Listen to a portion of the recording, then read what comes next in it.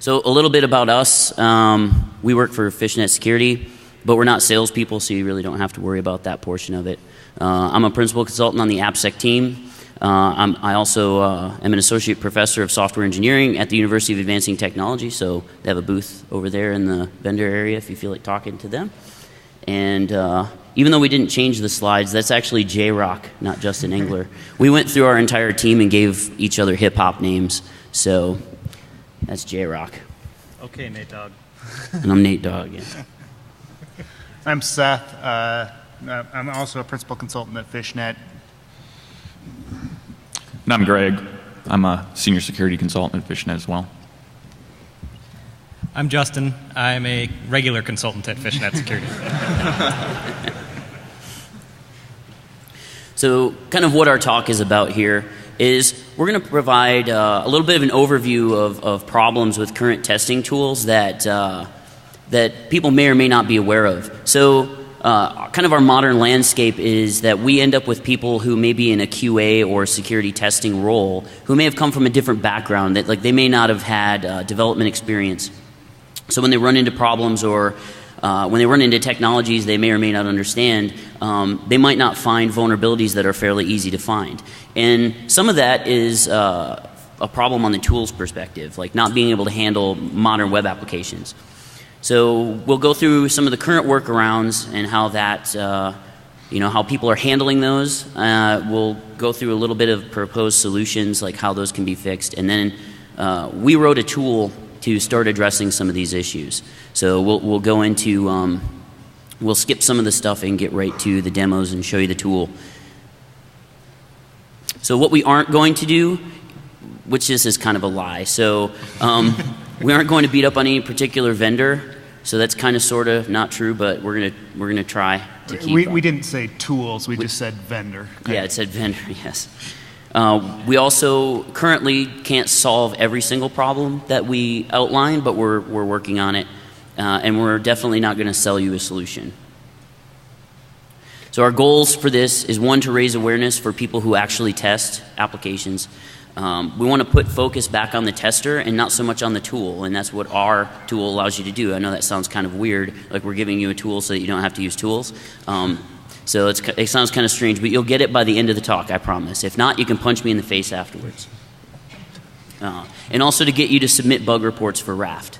I remember a couple times when some tools came out, I don't want you guys to do what I did, so I would download the tool and give it a try, and then something wouldn't work, and I'm like, this sucks, I'm not going to look at it anymore. So don't do what I've done in the past. I realize I'm not being a good advocate of that, but we will fix something, and we will take feature requests and try to work things into the tool. So a little bit of clarification. Throughout the talk, we use terms fully automated and semi-automated, and sometimes we use those interchangeably, so that causes some confusion, and we're going to continue to be confusing about that, so sorry. So this slide's going to try to explain what we mean. So if you think of a fully automated testing tool, like your enterprise application testing tools, those are like the Mac 10 on the right-hand side, right? So basically what you're doing is you're loading up a bunch of bullets and you're just spraying them in a current. Anybody who's ever shot a Mac 10 knows that you can't hit anything with it. They might as well not even have any sights on it. You just point it in the general direction and you put holes and stuff. Not always the best solution. So semi-automated testing, or how it should be, which is what you'd think of sending data to something like running through a bunch of different test cases. That's more like the semi-automatic sniper rifle. So you're honing in on a problem, and you're really trying to focus on that problem and find vulnerabilities based on a specific set of test cases. And that's mostly what we're talking about during this this talk. Is we're talking about the left-hand side. We're talking about the sniper rifle.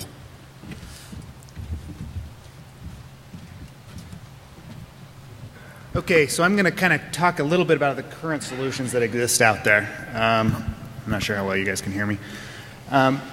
Basically, we test for a living, right? We're looking at web applications, and we've kind of figured out that they all fall down in some way or another. I mean, you get the fully automated tools where you click the start button and it's supposed to find every vulnerability under the sun, and I end up spending 2 to 3 days configuring the thing, and it comes back and it tells me there's, SSL is inconfigured or misconfigured or some shit like that. So the automated tools fall down. I mean, there's the fully automated ones, the semi-automated ones. They have session and state problems. You've got scanners that'll run and they pull what you did. And the next time that you go to the site and have the tool run, it's out of state and it can't figure out that it's out of state. So you've got hundreds or thousands of requests that are coming back in the tool, or that the tool is making to the website, and they just aren't valid because they're all returning 302 redirects or something like that. They have problems with these complicated applications. The modern technologies we already talked about, CSRF tokens, our rich internet applications, web services. The tools just don't understand them very well. Furthermore, all this data that is collected is in disparate locations, right? You've got your proxy that you're using while you're testing. You've got the full-blown app scan or web inspect. Sorry, I probably wasn't supposed to mention that. But the fully commercial scanners, I mean, getting data out of those tools can be just one huge pain in the ass. As you go further, you've got all this data that you've collected that there's no analysis that's run on it after the fact, right? You've got a single request response.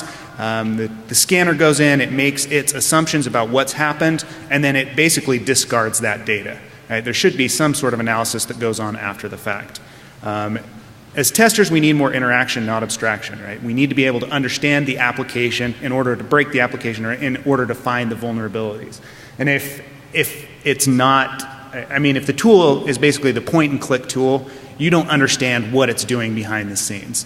All the vulnerabilities that I find typically are because I'm in the application, I'm actually looking at the requests and the responses on a low level, not at the level that is being presented to me by the tool itself.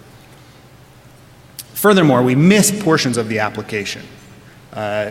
If you think about the mobile applications that exist and the space that's out there now, when your iPhone makes a request, you get a different application than you do when you're using your Firefox web browser. If the tool doesn't understand that, hey, it needs to fuzz the accept header or the user agent header to actually get into portions of the application, you're going to miss maybe 50% of the application is developed by the developers. And there's some risk. We could go on forever. If you really want to know about the problems, we really beat up within the white paper that we presented. Can anybody tell, like anybody who tests web applications, so say you have an automated testing tool, can anybody see from the screenshot why it might have a problem?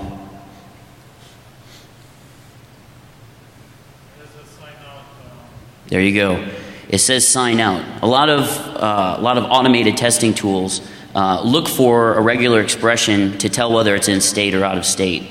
So the application is clearly asking the user to authenticate, yet it says sign out, like they're already logged in. So a lot of tools will continue to send their tests and fail based on that.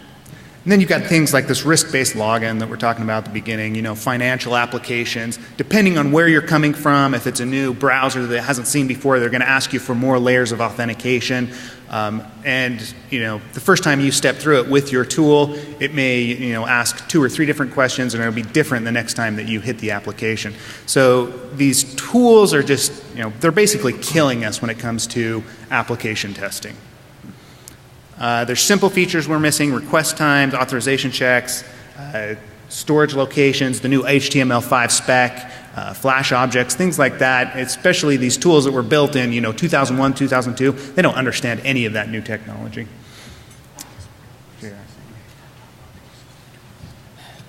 So now that we've talked about why the existing tools can't do a good job on the whole picture, we're left with trying to figure out at the end of the day when I have to do an assessment, what am I going to do?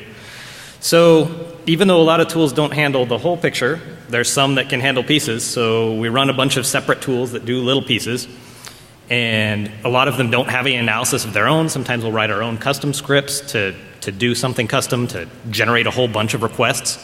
But then we don't have any way to analyze what we just did. And not only do we not have the way to analyze just the one thing from one tool, we've got all this stuff from all these different data formats, and we don't have any way to get them all in one spot and then look for commonalities. Another problem with doing it this way is that most of these tools, even when they do have analysis, you can only do it on the stuff you just ran. If you've got data from a bunch of tools from last year and now some new type of vulnerability came out and you want to check, hey, do I have that in any of my stuff? You're going to have to scan everything again. You can't just take the results that you had and run the analysis.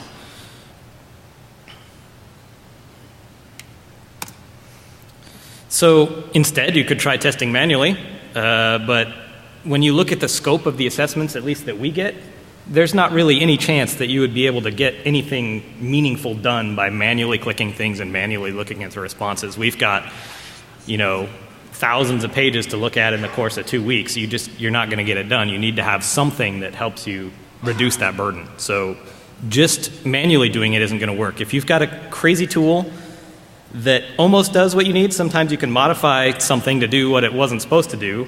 But even that can be painful, and you're spending time writing scripts when you should be spending time testing the program that you're supposed to test.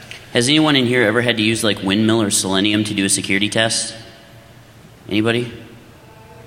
Couple people. Hands. Okay, so that's kind of what we're talking about. Like, Windmill and Selenium are more or less QA tools. They're not really made to find security vulnerabilities. So you might be looking for something specific, like let's say you modified and you had some Selenium scripts and you were looking for SQL injection.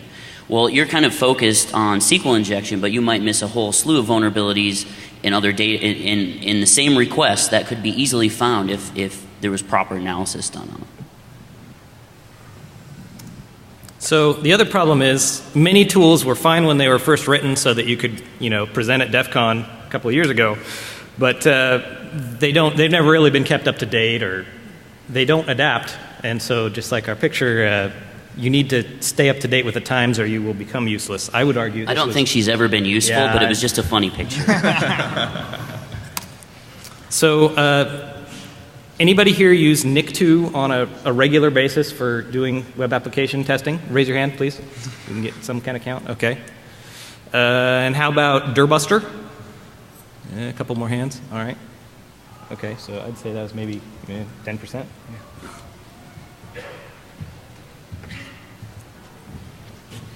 So if people haven't figured it out yet, NIC2 is just a piece of crap. If you actually look at what it is, it's just a list of web request URLs that get sent, and it has some pattern matching that comes back. There's no intelligence in it at all. I mean, about the only thing it's valuable for is testing very broken WAFs. And Dirbuster, we're going to talk a little bit more about Dirbuster.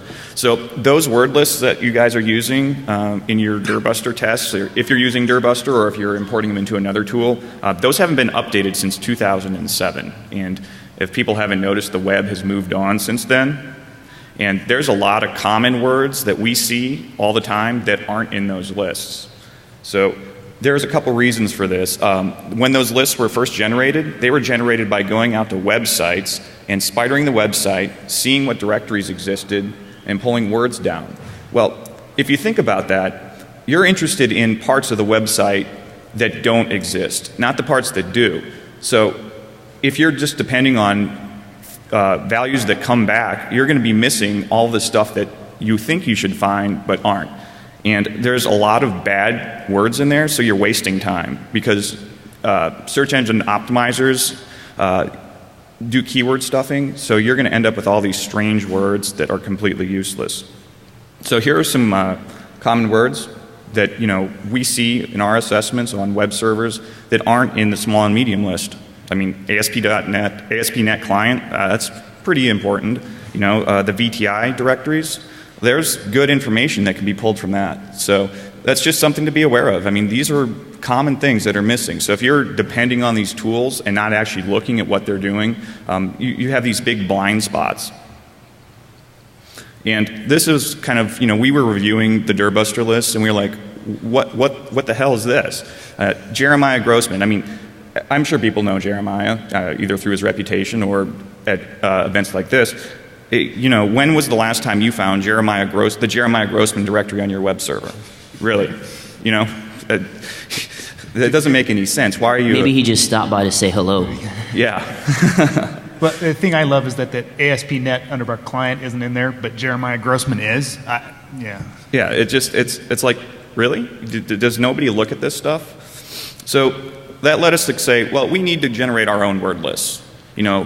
how do you approach this problem? And we said, well, let's think about some way that we could go out and find words that people are telling us not to look for. And if you're familiar with the robots.txt exclusion standard, basically webmasters go through and they mark parts of the site that they don't want Google spidering. You know, maybe there's sensitive data there, or maybe it's underlying web application components. So those are the kind of things that when we're doing an assessment, we're very interested in.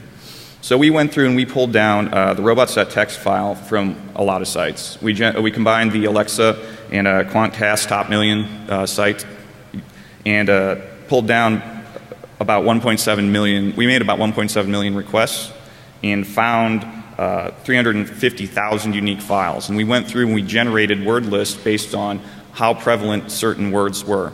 So it's kind of like we crowdsourced what people are telling us not to look for. So we've been using those on our assessments, and we're seeing that we're getting better results back than when depending on the Dirbuster list. So those are out in our SVN on Google Code. You can pull them down. Right now they're just in a 7-zip file, so pull them down, look at them. You know, if you think they suck, there's probably some stuff in there that doesn't make any sense. You know, let us know, give us feedback.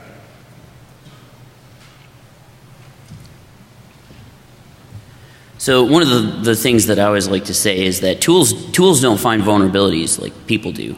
So tools should be there to assist in identification of vulnerabilities, not exactly point them out. So if you have a tool that's telling you something is vulnerable, the tester has to have the knowledge to look at that data and say, yep, that's an actual vulnerability, or it's not a vulnerability. So we decided that there's too many tools out there with absolutely no intelligence when it comes to the sort of fuzzing or fault injection testing of applications. So if you had like say you were testing for SQL injection and you have a good SQL injection list that you want to test with different values, with modern applications, a lot of times those fall down. So if you've right-clicked on your favorite tool and said send to insert semi-automated testing tool here, if there's a CSRF token that changes every single time the page is laid out, that means every single one of your tests is going to fail. It's going to come back and say, you know, yep, not vulnerable, or depending on the error message it may come back, you might be able to identify that. But that's a big problem. So, because often you can use, you know, automated tool, and it might not find an instance of SQL injection that was very easy to find if the person would have tried to test manually. But they're using these semi-automated testing tools, and it's failing, and they're assuming that they can move on to other tests.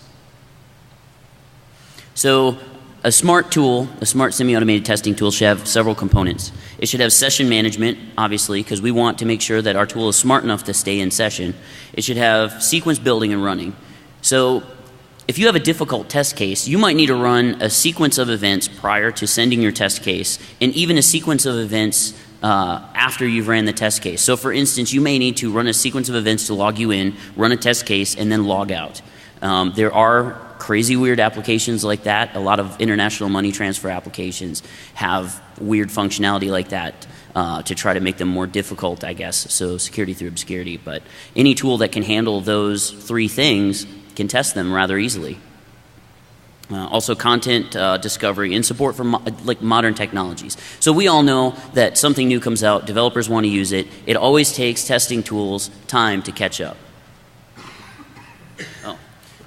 So here's our tool. We're going to start talking about how we solve these problems and how you can use our tool to help you solve some of the same problems. So a little bit of history about RAFT. It was written, it stands for Response Analysis and Further Testing, which is actually on the next slide. I probably shouldn't have said that. But you're probably wondering why there's a big red raft in the center of the screen right now. So this tool was created because I was on an engagement and I had to write some custom scripts to test some functionality of a web application. And I got to thinking, there's this data I'm collecting and I'm looking for something specific. Quite simply, I wanted to be able to see the data, syntax highlighted. I wanted to be able to see the data rendered in some sort of web view, and I wanted to be able to parse out scripts and comments and all the general things.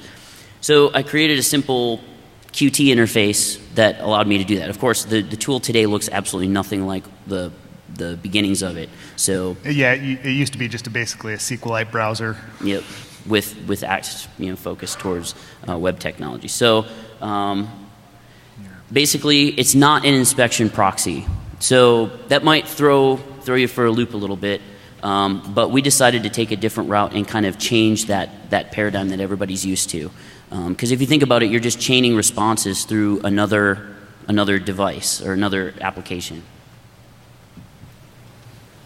So that's really important because almost all of the workflow that you see on all the other tools is, well, you'll set up this inspection proxy, use whatever browser you want to go browse through the site, and then come back and look at the tool again. We decided to just cut out that middleman, and instead you can import data if you already have it, or you can just use the browser that we have ourselves. So we actually built WebKit right into the thing, so it works just like your Safari or your Chrome does, and it renders things the same way. So a lot of tools that have their own browsers, they often have something that's kind of not as full-featured or is just a little weird. This one is going to work just like you expect it to. We also, a big piece of this is we made a custom analyzer engine, so you can write whatever it is you want to find easily and then run it against all the stuff you have. It's all open source, it's Python and Qt, and it's designed for testers. This is not a fire and forget, click the button and your report is done tool. This is designed for someone who already knows how to test web apps, but they just need something to help out. So now we're going to have the demo. What you've all been waiting for. Yeah, we got through like the boring technical stuff, so we'll see if we can get this going. All right, this is the user interface, and we're sorry about the screen resolution. The screen resolution looks like crap. Yeah, this has a little bit different workflow, like Nathan talked about. This started out as a way to look at data from other data sources. We have our own capture format that we have defined. It's an XML-based format, and what we have provided a DTD for you, and there's a urllib2 module for people that do Python that you can just plug it in as a processor, and it automatically generates this format. So we'll look at some data we've captured, and I just want to point out here, we're off the internet anyway, but there's an important thing that we discovered is when you're looking at rendered data from old assessments, you may have a limited time window for your testing, and you're not supposed to be interacting with the site. So we have this black hole network, so if you're looking at old response data, there's no traffic being sent out to the internet. But when you have captured data, if you have all the references, all the images, anything that was originally referenced, then the built-in rendering will pull that out of your capture data and display the web pages that originally existed. We have responses. Here, I'll zoom this in so you guys can see. We have the zoom feature, which is really handy. You can see the request, the response. I don't know if there's any scripts on this, but we pull them out. I'll find some with comments. Links, we pull out all the links. So you get a quick view of what all the references are. Any form values, you get those. And we kind of go through and parse out of the DOM and generate the list of forms. And then one of the really handy features, if you do a lot of assessments, especially with highly dynamic applications, you know that you have to do view source a lot, view generated source. So we have the generated source that we render the page and pull out of the DOM. And any of these references like links and forms that are dynamically added, those also get included here. So that's pretty handy. So that's imported data. We also support from the RAF format. We also support burp logs, burp state files. If you use Burp Pro, you know the saved state files. That's and the XML, saved XML, and WebScarab and Paris message log formats. We don't do their storage, but we're working on that because it's not a good interface. We also have our own built-in web browser, so you can go and pull up sites. Here, let me copy one here.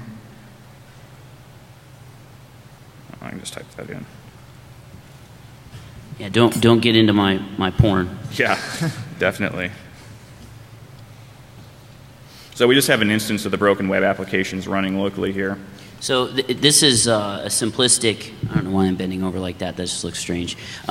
This is a simplistic view of our browser. It's made as a proof of concept, so in the future we're going to have... Yeah, the question we got the most is there is a back button, you just have to right click in the page to go back.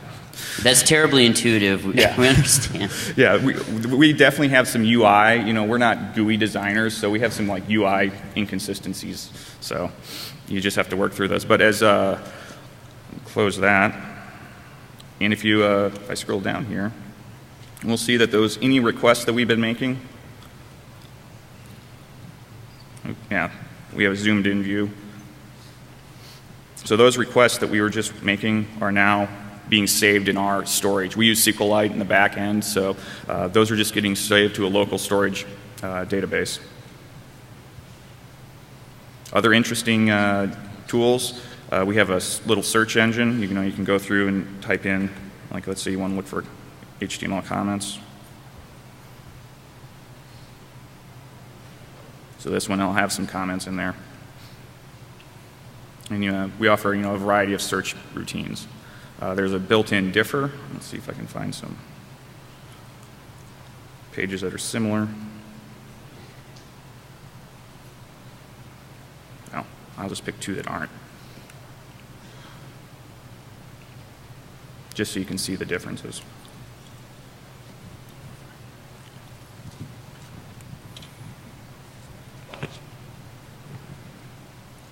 Yeah, this is like a really bad example, but with syntax highlighted, it's using the built-in diff live in Python, if you're familiar with that. So it's based on word matching and not byte positions.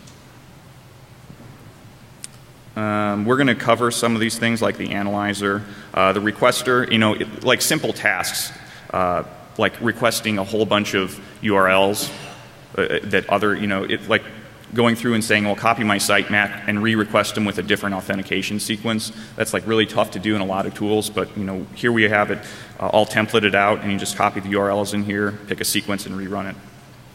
Our crawler is a little bit different. It has the traditional web spidering approach, but in addition to just pulling down and analyzing the raw HTML, it also renders anything, so highly dynamic web applications that, that are based on Ajax or some other rich client technology. We can go ahead and pull out any dynamically generated links and follow those. We generate mouse events, text events, submit forms, do clicking, all on dynamically generated basis. We have an encoder. Probably the most interesting thing was UTF-7, generating malformed UTF-7. There's a lot of WAFs out there that check for UTF-7 in cross-site scripting attacks, but they don't check for malformed versions, and web browsers are more than happy to render UTF-7 if it's malformed. We have a data bank. It's going to hook into both the spidering and any sort of sequence if you do replacement, dynamic data replacement.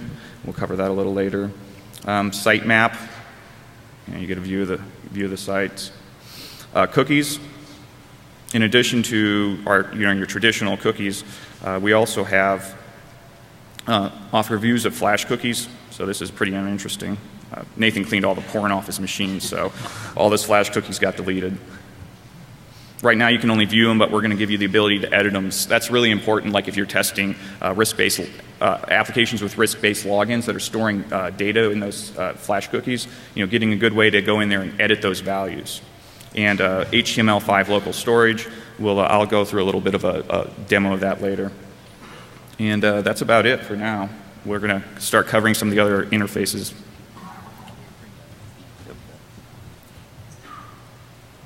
J-Rock doesn't know how to use a Mac, so sorry guys, we have to drive it for him. So, yeah, as the regular consultant, I get all the boring slides too. So, we run on Mac, we run on Linux, we run on Windows.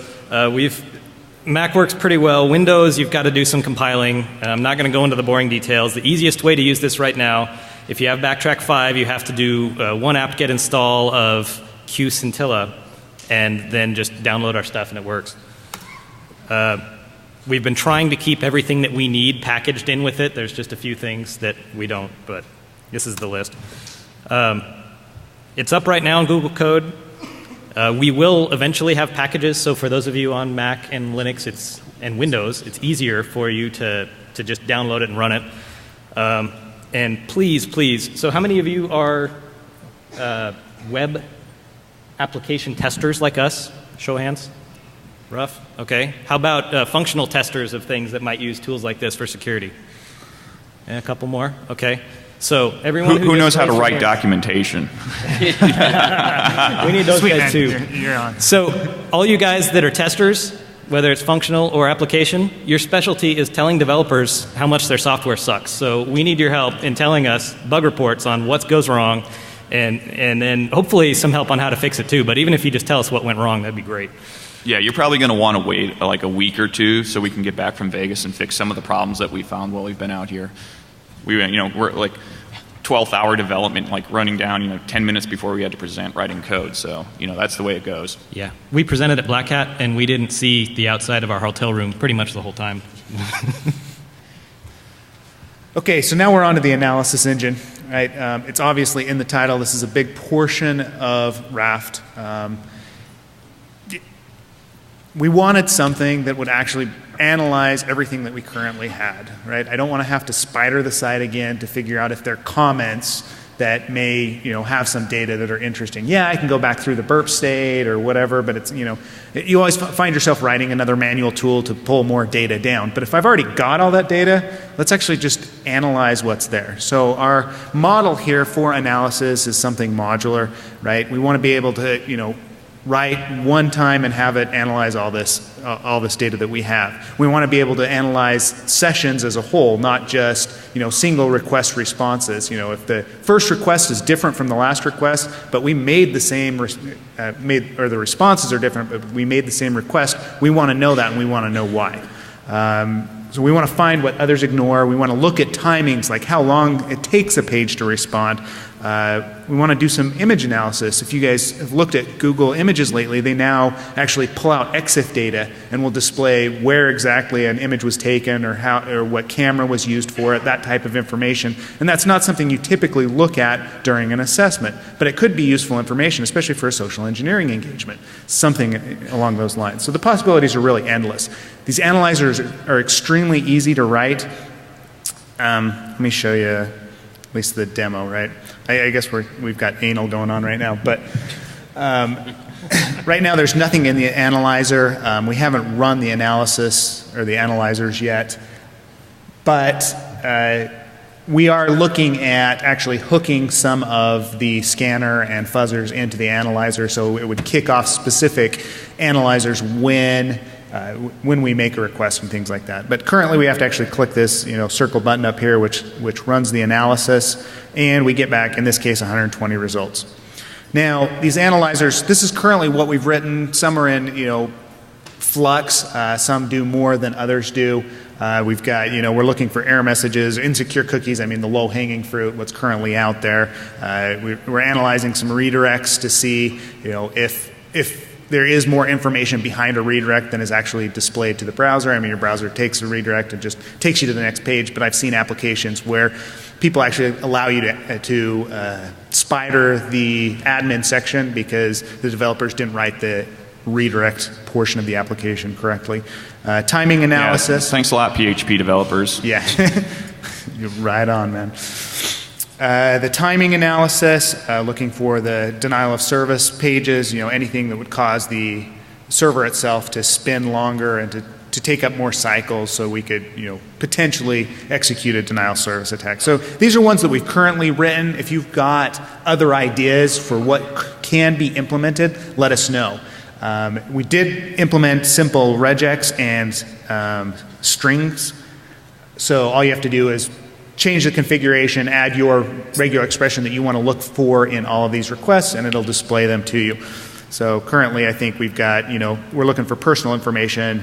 So in Altera Mutual, it found some private information here, a phone number, and it'll actually tell us, let's see, in the response, I believe. Yeah, so it finds the phone number and it'll show it to you, so it's easy to scope through there. And I think when we were building this, we decided, hey, we want to know if XSS has been found. It took us all of 20 minutes to write the XSS finder to see if an alert box popped, and if it did, then if it was in the request, then XSS is obviously within the application. So, and we'll do an example of that in just a minute. Yeah, so that's the analysis engine. Jump back over to Keynote.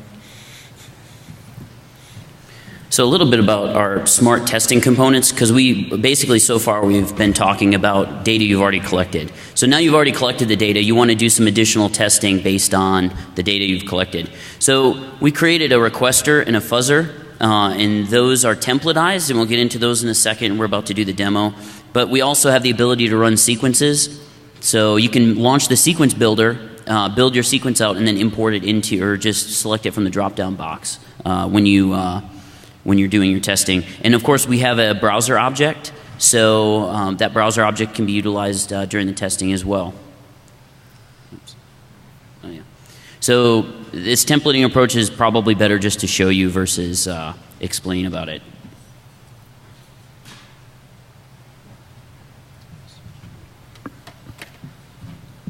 So we'll go through a simple example of using the templated approach to fuzzing. So we're going to grab our URL here, make a request for the resource. So we want to actually replay this request first. So we're just using the OWASP broken web application. We know that this is vulnerable to XSS, so it's a good place to test. Yeah, and we're using our own built-in web browser, so any of the requests that you make through here end up in your data set automatically. So here's the request that I just made, the name equals test. Easy enough to send that over to the web fuzzer. And as you can see the templates here, so there's some automatic templates, but there's a payload drop-down box for where you want the payload to go. And here's the mapping screen. So you can map payload names to different sources. Yes, the two in there are hard-coded. That will not be hard-coded for long. We needed something for the demo. So we'll have a directory where you can load all your favorite lists, and those will be automatically available to you in the interface. So go ahead. Yeah, so in this case, I need to fuzz the name equals test variable. So I'll add the marker just there at the end of the URL. This will be explained better in our documentation, so because we're working this out right now. So our copious documentation at this point. Yes. All right, so all we have to do is start the attack. You see it went really quick. Again, these are hard-coded lists. We have, it's not everything and anything. But you can actually view the results, what it did, all of them that it sent. So if we're looking at, let's see, yeah. So you can look at each of them separately, or we can go back and look at them in the response view. Now at this point, we've done these tests. We want to see if it found any XSS, so we're going to run the analyzer again. And now we have, instead of 120 results from the first run that we did, we've got 162. And all those are in the XSS finder. And it looks like we've got a couple here. If I actually render the page and it was successful, I get the XSS pop-up because I am rendering it. I mean, we're actually running the WebKit engine behind the scenes.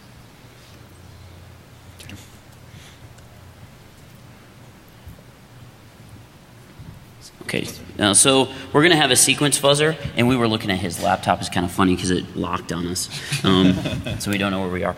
So we're going to have a sequence fuzzer, and that sequence fuzzer is going to allow you to tag data in sequences. We call it dynamic data replacement.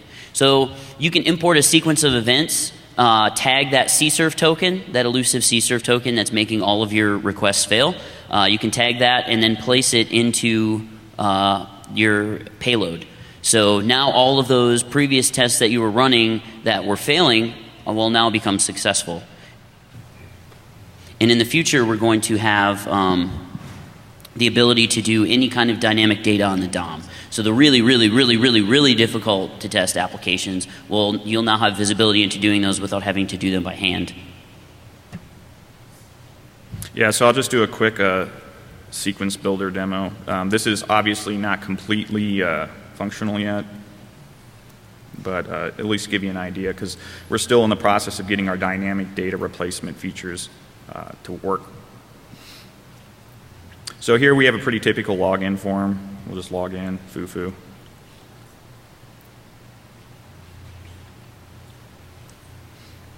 And as that's submitting, we should start seeing cookies getting captured.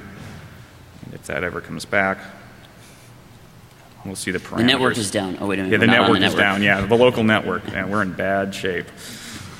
But you can come through here, and by default, any sort of media responses are excluded from sequences. This this is where you'd configure the dynamic data replacement. We're going to offer the ability to run the sequence in a web browser so you can literally render the whole thing. We discussed earlier about some of the session state problems. So we offer both an in-session pattern and an out-of-session pattern so that you can figure out, well, do I have some specific request that's causing a problem? So let's see. I think log out. Log out. Yeah. People that are leaving are going to be really upset because we're giving away free cookies. Yeah. What am I looking for here? Log in, log out. Is it sign out? Yeah, could be. No, it's log out. All right. So if you've configured other tools, sometimes it can be a pain to figure out. So we actually search through it dynamically and mark it up for you.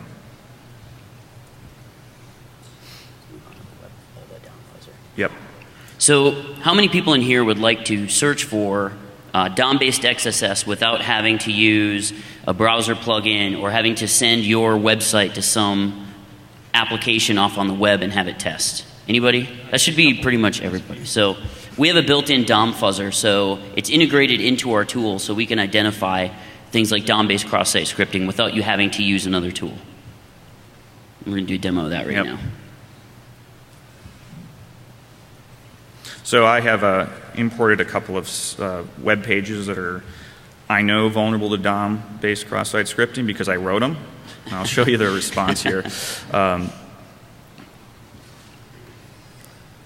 So if you look in the response, it just does a simple,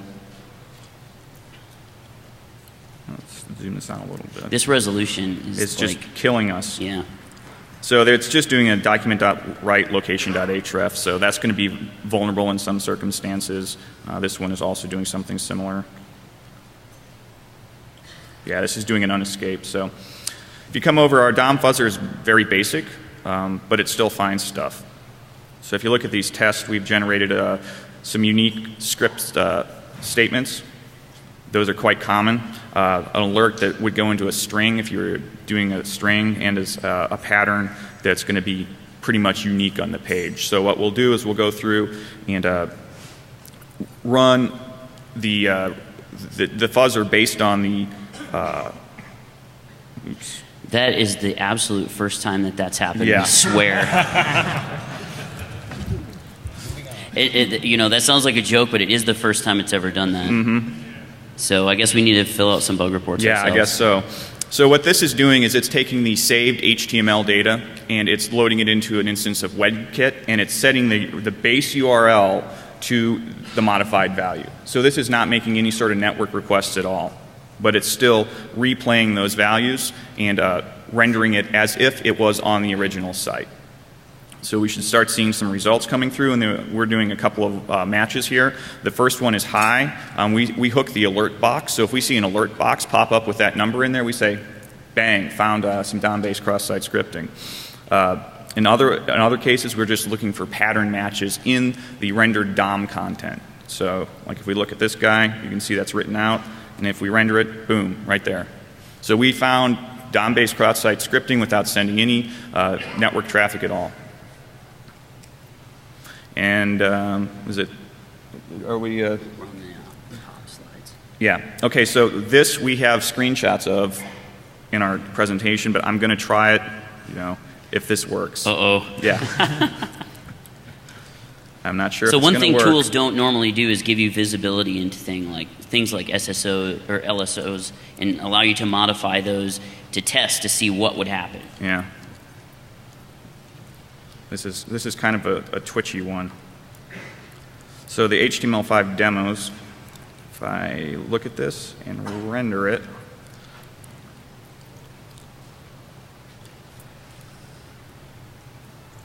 so let me see.